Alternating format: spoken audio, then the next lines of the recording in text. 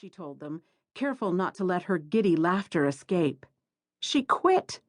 Tomorrow she would not walk through the front doors and take the elevator up to her executive office on the penthouse floor. Tomorrow she would be in another place, another city, another state, maybe even another country. She passed around the hiring reports her secretary had typed up and bound neatly with cheery yellow covers. I've done all the preliminary interviews and narrowed the candidates down to 3, any one of which I myself would have utmost faith in as the new president of Carver Software. All 12 members of the board started talking at once. Marie held up her hand. Should you decide to hire an outside candidate, she said, you would, of course, require my approval as the major stockholder of this company. But I think you'll be impressed with the choices I've given you here. She rapped the yellow-covered report with her knuckles. I ask that you hold all of your questions until after you've read this. If any concerns remain unanswered, you can reach me at home until 6 o'clock this evening. After that, I'll remain in touch with my secretary, whom I've promoted to executive assistant. She smiled. I appreciate your understanding and will see you all at the next annual shareholders meeting. She gathered up her briefcase and walked quickly out of the room.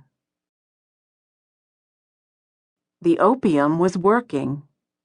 His pupils had retracted almost to a pinpoint, and he was drooling slightly, blinking sleepily as he watched her dance. This was the part she liked. This was where she showed him what he would never again have the chance to experience, to violate. True, this one had been gentle. His soft old hands had never struck her. He'd been careful not to hurt her.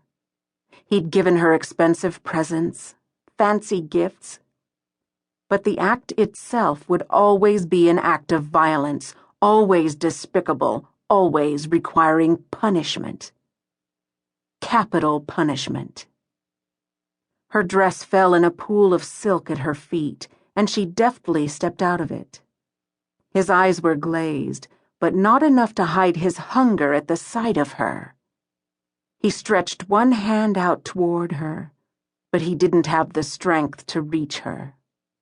And still she danced, to the rhythm of the blood pounding through her veins, to the anticipation of the moment when he would gaze into her eyes and know, without a doubt, that he was a dead man. Freedom. It hit Marie like the coolness of the air that swept through the open door at the end of the hall. It felt fresh and clean, like that very spring breeze, bringing hope and life and renewal. Through that open door, she could see her car, sitting out in the parking lot, ready for her to escape. Mariah! There was only one person on that board of directors who could slow her departure. Susan Kane. Aunt Susan. Marie turned but kept moving backward down the hall. Susan followed, her long batik-patterned dress moving in the breeze, disapproval in her slate-blue eyes. Mariah, she said again, calling Marie by her childhood nickname. Obviously you've been planning this for some time. Marie shook her head. Only 2 weeks. I wish you had told me. Marie stopped walking then, meeting the older woman's sternly unwavering gaze. I couldn't, she said. I didn't tell most of my own staff until this morning. Why? The company doesn't need me anymore, Marie said. It's been 3 years since the last layoffs. We've turned it around, Sue. Profits continue to rise. We're thriving. You know the numbers as well as I do. So take a vacation. Take a leave of absence. Sit back on your laurels and relax for a while. Marie smiled ruefully.